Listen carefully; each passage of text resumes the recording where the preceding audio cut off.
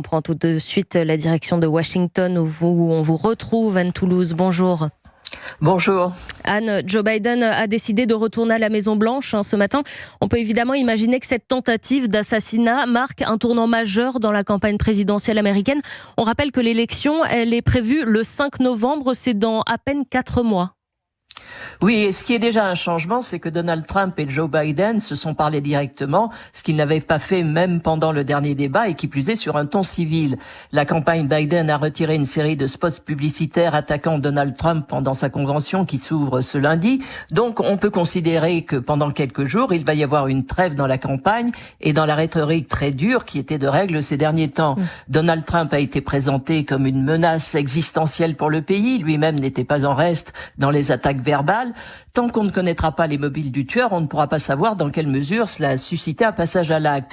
Les Américains sont en état de choc. Ils n'avaient rien connu de tel depuis la tentative d'assassinat contre Ronald Reagan en 1981. Et à ce moment-là, la moitié de la population américaine n'était pas encore née. La grande question est de savoir s'il va y avoir maintenant une prise de conscience que les passions politiques sont allées trop loin ou si elles vont être au contraire exacerbées. Merci beaucoup Anne Toulouse, correspondante d'Europe 1 à Washington.